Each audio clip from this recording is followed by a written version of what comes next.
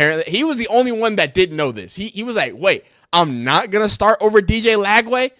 The transfer portal in the NIL is an absolute terrifical twosome that's ravaging what you thought college football is, because it's no longer what you thought it was. Amateurism is gone. Replaced is a measly system with no types of rules or regulations and a bunch of kids getting paid, which I'm happy about that. But there are a lot of things that you need to be able to keep track of and understand what's happening. We've officially hit a dead period. I don't even know how these work. They said we were in a dead period, but we are officially in a dead period here, entering February 3rd. So what that means is there's going to be a nice halt of a lot of transfer portal situations, NIL things, and things of that nature. So now that we're halting, let's take this time to really recap some of the major storylines that have happened from transfer portal, from the NIL, and things to look out for the future, because we will be covering on this channel most if not all these stories we already have a video about, or it's going to be a video soon. So y'all check out the channel if y'all want to get any more details, or if there's anything you want me to expound upon, I can always, hit the re-up and re-back on it and you know what I'm saying, make sure we update things. So if you're enjoying this football content, NIL coverage, transfer portal coverage, please leave a like on this video. Dislike if you don't like it, subscribe if you enjoy college football content and coverage. Man, let's hop right into it. So here we are, February 3rd. At least when I'm recording this, I'm not sure when you're going to see it, but you're going to see it somewhere here in this dead period here. Now, white is a quiet period. I think quiet period is like you can't do certain things, but you can do other things. But dead period is like you can't do nothing. So dead period, no recruiting, no visiting, no tweeting, no. I kind of like no. It's over with until I'm assuming the quiet period, and then obviously green contact period. People come back in, you start talking to recruits and things like that. So for right now, when there's not as much craziness that can happen, let's talk about the craziness, starting with what I think is fueling the craziness, because the transfer portal I think is the problem, but something that's fueling the transfer portal craziness is NIL. Now, we've talked about this. We have multiple videos about Xavier Lucas. If you're not familiar, again, I'm going to give small recaps of each of these stories. He was a Wisconsin standout, true freshman. He had that one-handed slammy on the sideline there, interception. He goes and says he wants to go to Miami. He goes to enter the transfer portal. Then it's reported that, hey, Wisconsin's like, no, you're not going to transfer portal. A lot of people assumed it had to do with money. We come to find out it did have a lot to do with money. He apparently had signed over his name, image, and likeness rights to University of Wisconsin in lieu or preparing for the revenue sharing. So that's a 2-year deal. And with that, and without being allowed to technically into the transfer portal, he transferred to Miami, and he's a part of the Miami Hurricanes. He signed a deal with revenue sharing for one school and is now at another school without entering the transfer portal. So this is going to be something that keeps building. It's a mass precedent set for the world of college football. So this Xavier Lucas situation, I don't think is going to go away anytime soon. But for right now, he's at Miami, but has signed a deal with Wisconsin. So we'll see how that shapes up to be. It's going to be, I think, one of the bigger storylines that determines what the future of college football is going to look like. And everybody's favorite old fogey, everybody's favorite GOAT, right? Nicky Sabanoli is out there saying the people out here need to know that this model is unsustainable. One school can't spend $30 million for players while another school spends $3 million, while he was on the Pat McAfee show. Now, this is a drum that Nick Saban has been beating ever since he retired, right? I think the bigger issue is the non-regulatory operation that the NCAA seems to be doing, both with the transfer portal and NIL. It's not just the NIL is new and we don't have rules. It's also the transfer portal, which has been around for the new iteration since 2020, 2021, 5-6 years. Even that is they can't figure it out. So I don't understand. I don't know why they can't enforce any rules, but that is the NCAA's problem. More NIL craziness. You got Carson Beck making $4 million a year, while you have NFL players Anthony Richardson, Jaden Daniels, CJ Stroud, and Bryce Young not even making that. And then these bottom two gentlemen, who are recent number 1 and number 2 picks, they can barely scrape $1 million. So craziness to see. The money's only going to get bigger and broader and better. You have the NCAA reaching an settlement agreement with NIL with a lawsuit in Tennessee. If you don't know, Tennessee is a big spearheader in the world of NIL, and this goes for high school and college, of them trying to they want to directly just pay their players from the school. I know they have just revenue sharing going on. This is like a whole nother a can of worms that's about to be opened after revenue sharing. So this will permanently allow NIL collectives to negotiate deals with high school and transfer portal recruits before commitment. So this has opened up Pandora's box even further with no real regulations. I understand that it's allowed that permanently. It's allowed that. What are the rules? What are the regulations? Are they even going to be enforceable or enforced by the NCAA? I mean, time will tell. And how bad does NIL and the transfer portal have to get to the point where Matt Rhule is canceling spring practice? I don't know that yet, but I'll be honest with you, I highly doubt it. And I think it's really fundamentally, I hate to say it like this, it's really because last year we're one of the more televised. We were one of the more televised spring games, and I dealt with a lot of people offering our players a lot of opportunities after that. So to go out and bring in a bunch of new players and then showcase them for all the other schools to watch, that doesn't make a lot of sense to me. The word tampering doesn't exist anymore. It's just absolute free, open, common market, and so I don't necessarily want to open up to the outside world. I don't want these guys all being able to watch our guys and say, wow, he looks like a pretty good player. Let's go get him. So I told y'all months ago, if you've been watching the channel, I told you months ago, as soon as Bill Belichick signed that contract to UNC, it's the NFL. There is no more maybe, kind of. No. If an NFL great comes down to the world, it's like, oh, I can do this. Like, the biggest barrier for NFL coaches is that recruiting piece, is that extra piece, and vice versa with NFL to college to NFL. It's the lack of that recruiting and lack of that, like there's a molding. You're molding kids into men as a college coach, and when an NFL coach, you're just yelling at men and telling them to do things. So not to say that to devalue either of them, but they're just different skill sets. They're completely different skill sets. But now you're having an NFL coach coming down and say, oh, well, that skill set of, wanting to build a culture and community that has to last, and it don't really matter. As long as you got some money, as long as you got some money and can create at least a 4 to 2 years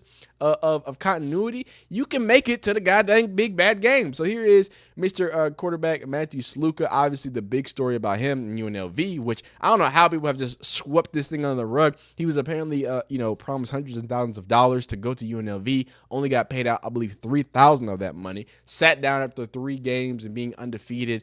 And a lot of people had a lot of nasty things to say about it. But I was of the mind that, look, this isn't just something that you just do, right? This isn't just, oh, it's just bread. It seemed to be a bigger thing than that, and a lot of people have corroborated that. So we'll see where this ends up, if it does even end up anywhere, because he, by my knowledge, hasn't, put any lawsuits or anything out there. So we'll just kind of keep an eye on that one. But great to see that he found a home in JMU, and he's actually with his previous head coach from Holy Cross. So that's a good little story to kind of keep up if you like smaller schools. So carry it over into NIL deals and offers, right? Obviously, the beginning of this month or middle of this month, we had both Jeremiah Smith and Mr. Carnell Tate be offered upwards of $4.5 and $1 million each as soon as they won their Natty Boom Baladi. So a lot of money being thrown around in a lot of different places. But that has nothing to do with the money that's actually been paid, because Travis Hunter is calling out Carson Beck. We talked about this too. How do you get $10 million? Where's my $10 million? Right. Shoot. You need 40. How's all these people getting this much money, bro? Like this NIL market seems like it resets every 4 months. Hold on, let me go test it out, bro. I'm finna go test it out, bro. Let me go back to college. I'm going back to college, bro. Let me see if I can get me $100 million. Want to see what your NIL value is? Yeah, let me see my NIL value, bro. Let me see if I can go back and win another Heisman, and because $10 million, I ain't make that in college. Right. Let me negotiate. Let me go get on the phone. Say, Travis, I want to hit them. Let's see what they say. Yeah, let me go hit the porter right quick, bro. $10 million, bro. $10 million, but I mean, look, it is about it's about quarterbacking. But you had, when you got Travis Hunter thinking about like, oh shit, I guess I can make more money than that. Like this is world changing money when it comes to the perspective of these kids, right? Because these are kids at the end of the day. These are 18-year-olds getting, Bryce Underwood getting the big bills. Like, this is a craziness, right? Carson Beck has secured nearly $10 million in combined NIL deals in the past 12 months. The former Georgia quarterback has announced his transfer to Miami. Now, this is $10 million over the past 12 months, so that's, NIL deals. That's collective deals. He supposedly, again, like I said, got $4 million from Miami, and then, of course, it's a little bit of the last deal from Georgia. So a lot of money that he made and is going to continue to make. But a big thing is he's a quarterback, right? A white quarterback, but a quarterback nonetheless. Someone who's supposed to be a first overall pick, but apparently got to the point where I want to say got to the point, but he just kind of let himself break some things down there. And not be as effective and efficient and to make sure that he can keep doing those things. But not only that, not just the quarterbacks getting money, but you got Tennessee true freshman defensive backs has signed a new deal. They're having to sign these people to keep them out the transfer portal. You got him getting paid. You got Lenore Sellers getting paid a nice little deal. And just the idea that we're sitting down talking about deals being signed, like it's welcome to the NFL, guys. I don't want y'all to... Don't, you know what I'm saying? Don't act surprised when it is how it is the way it is, right? So that's kind of that. Moving forward, when we look at some of the multi-transfers and the people kind of hopping around and jumping around, we talked about this already, of course. We got Mr. Jonte Cook.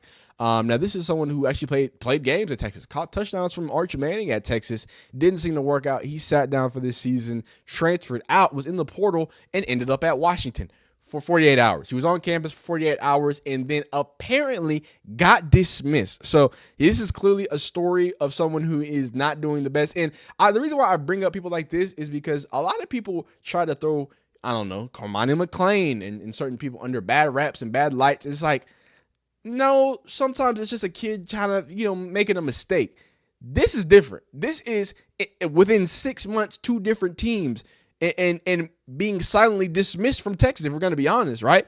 So that's going to be interesting to see. He's still in the transfer portal. So we'll see where he ends up. And shout out to Ajia Hall. He went to Sacramento State. They got big money. I forgot to put that in here, but that's another story that we're going to be talking about. A hilarious story. Mr. Charlotte transfer quarterback Deshaun Purdy has flipped his commitment from Florida to Wake Forest. If you don't remember, he committed to Florida and I believe signed as well. And the transfer portal don't really matter until you enroll. So none of that really matters. That's the craziness. And then he found out apparently he was the only one that didn't know this. He was like, wait, I'm not going to start over DJ Lagway? No, not the 5-star Texas. No, you're not starting over DJ Lag. No, dog. You came from Charlotte. I'm sorry. I'm sure you're great. I know you're great. No, you're not starting over DJ Lagway. He's been starting since no. So the delusion of these kids has, and I think a lot of these kids' agents has caused for situations like this where you don't even really get on there and get to do anything. That's crazy. That is crazy. But here we go. On threes, Peter Nakos had one of the craziest stories. This is what I'm talking about. This gentleman signed with Oregon. Because I don't know how to say Jaron. I'm going to say Jaron because I don't know how to say his last name. He signed with Oregon. 5-star guy, big time dude. Gets on there and sees, I might not be starting out of the freshman. And guess what? Signed, played in bowl season practice, and got up out of there and is now committed to Cal. There are no rules in the transfer portal. I'm trying to tell you, it's the NFL. If the NFL was even worse, it's crazy. And then one of my favorite stories, Jaden Rashada. Not favorite because it's good. It's actually pretty bad. His father is leading him astray. He's had to transfer in multiple places. He's the gentleman who initially sued Florida for NIL promises. So he's a trendsetter when it comes to NIL lawsuits, right? Shout out to him. And, you went to ASU, played a little bit, went to Georgia, and now he's in the portal. He was in the portal, but he didn't even go on a visit during the window and is hoping that the spring window can find something. I'm hoping that he gets better guidance and isn't stuck perpetually in the transfer portal and he can actually start his career because it really hasn't even started. So those are, I think, the bigger stories in the world of college football and the transfer portal. Here are the most portal departures. Interesting that a certain Golden Buffalo isn't on this list. But hey, a lot of people wanted to call Deion Sanders crazy. And yeah, I got to end this with Deion Glaze. Like 2-3 years ago, we were talking about all these mass exits. How's Colorado how are they going to deal with it? How all this other and it's now to the point where every single team does a normal number of 30 to 40 outgoing players and then bring in another 20 to 30. So a completely new world of college football, man. And we're going to keep up with it. We're going to update all these things as it goes on. I just kind of wanted to have a nice little recap of where we are right now because it's only going to get crazier, man. So if you're enjoying these videos, transfer portal coverage, college football, NIL, different things like that, man, leave a like on the video. Just like if you don't like, subscribe if you enjoy college football. We'll see you next time.